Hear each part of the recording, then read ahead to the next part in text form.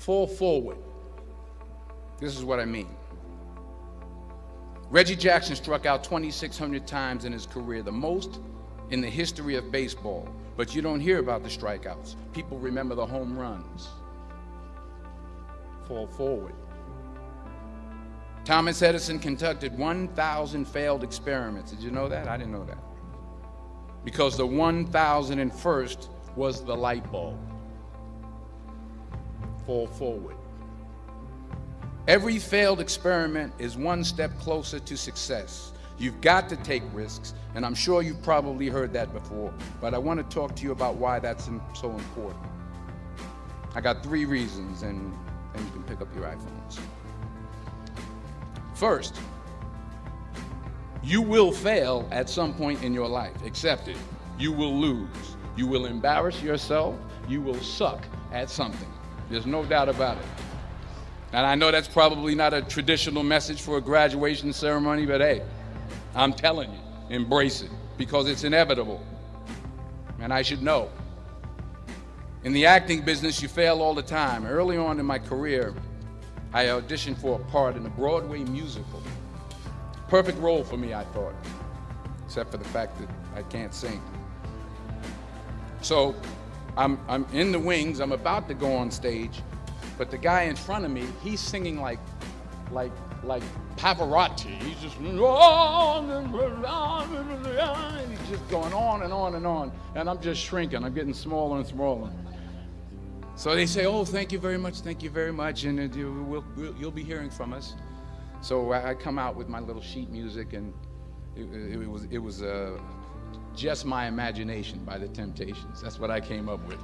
So I hand it to the accompanist, and she looks at it and looks at me and looks out at the director and was like, all right. So I start, I'm going to sing. I'm like, it's just my imagination once again, and they're coming away with me. And they're not saying anything, so I'm thinking I'm getting better. So I just start getting into it. It was just running. They say, "Oh, yeah, thank you very much, Mr. Washington. Thank you." So I assumed I didn't get the job. But the next part of the audition, he called me back. The next part of the audition is the acting part of the audition. So I'm like, hey, okay, maybe I can't sing, but I know I can act. So they pair me with this guy, and again, I didn't know about musical theater. And musical theater is big, so they could reach everyone all the way in the back of the stadium. And I'm more from a realistic, naturalistic kind of acting where you actually talk to the person next to you. So I don't know what my line was. My line was, well, hand me the cup. And his line was, well, I will hand you the cup, my dear. The cup will be there to be handed to you. I said, oh, okay. Well, should I give you the cup back? Oh, yes, you should give it back to me, because that is my cup and it should be given back to me. I didn't get the job. But here's the thing. I didn't quit. I didn't fall back. I walked out of there to prepare for the next audition, and the next audition, and the next audition. I prayed. I prayed. And I prayed. But I continued to fail and fail and fail. But it didn't matter, because you know what? There's an old saying, you hang around the barbershop long enough, sooner or later you're going to get a haircut. So you will catch a break, and I did catch a break. Last year, I did a play called Fences on Broadway. Someone talked about it. Won the Tony Award. And I didn't have to sing, by the way. But here's the kicker. It was at the Court Theater. It was at the same theater that I failed that first audition 30 years prior. The point is, and I'll pick up the pace, The point is, every graduate here today has the training and the talent to succeed. But do you have the guts to fail? Here's my second point about failure. If you don't fail, you're not even trying.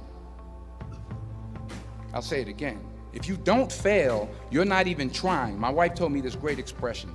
To get something you never had, you have to do something you never did. Les Brown's a motivational speaker. He made an analogy about this. He says, imagine you're on your deathbed, and standing around your deathbed are the ghosts representing your unfulfilled potential. The ghost of the ideas you never acted on. The ghost of the talents you didn't use.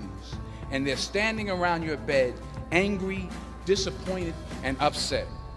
They say, we came to you because you could have brought us to life, they say. And now we have to go to the grave together. So I ask you today, how many ghosts are going to be around your bed when your time comes?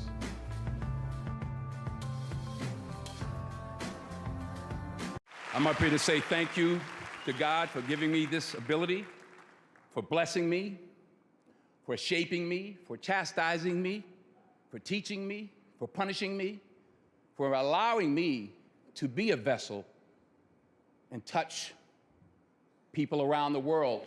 I want to thank AFI, Cicely Tyson, Ed Zwick, Spike Lee, Carl Franklin, Alan Nirop, my mother.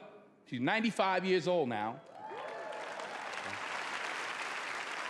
She's something else. She's tough. Everything ends because I'm your